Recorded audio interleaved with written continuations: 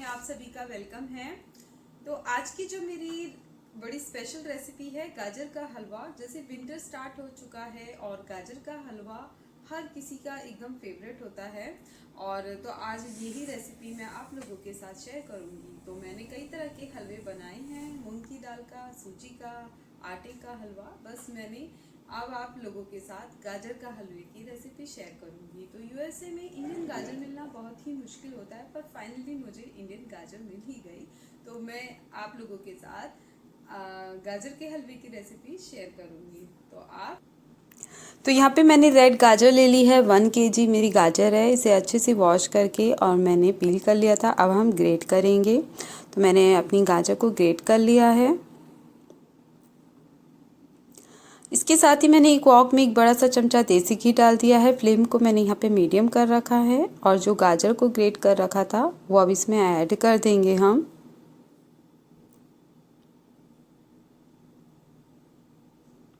इसे मिक्स करते हुए हम अपनी गाजर को ज़रा कसेंगे, कम से कम 5 मिनट के लिए।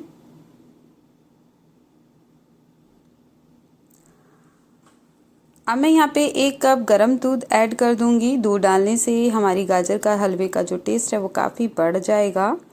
तो अब हमें इसे गाजर को पकाना है एकदम लो फ्लेम पे। आप देख सकते हो ये जो दूध है इसमें इसे रिड्यूस करना है। तो हम जब तक पकाएंगे जब तक हमारा दूध इसमें रिड्यूस ना हो जाए। तो इसे मैंने ढक दिया था। इसे फिर से हम मिक्स करेंगे। तो दूध हमारा काफ़ी कम हो चुका है। अब इसी स्टेज पे हम इसमें शुगर ऐड कर देंगे। तो शुगर जो है वो आप अपने टेस्ट के अकॉर्डिंग डाल सकते हो, जितना आप मीठा खाते हो।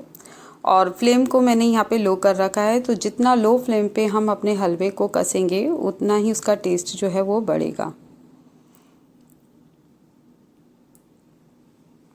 अब मैंने यहाँ पे 300 ग्राम खोया ले लिया था। तो 300 ग्राम खोए को मैंने ग्रेट कर लिया है और आधा खोया मैंने रख दिया था, उसका यूज़ मैं आगे करूँगी। तो इसको फिर अच्छे से हम मिक्स कर लेंगे। अगर आपके पास खोया नहीं है तो आप मिल्क पाउडर का भी यूज़ कर सकते हो यहाँ पे। और लो फ्लेम पे ही हम इस हलवे को काफ़ी अच्छे से कसेंगे। जितना हलवा हमारा लो फ्लेम पे बनेगा उतना ही वो उसका टेस्ट बढ़ेगा।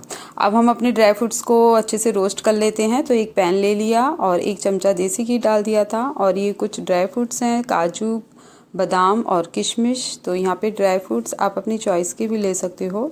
इसे हल्का सा रोस्ट कर लेंगे लो फ्लेम पे और अपने हलवे में इसको ऐड कर देंगे।